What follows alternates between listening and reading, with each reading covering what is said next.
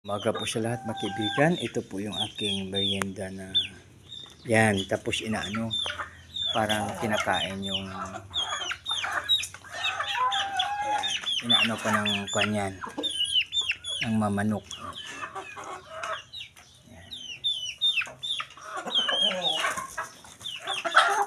Yan. Naubos ko namin. Sorry.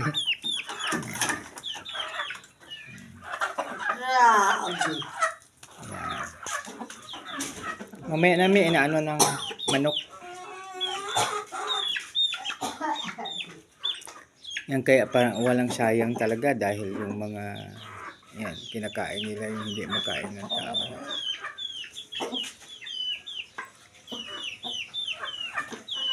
Kaya mag-alaga po tayo ng manok.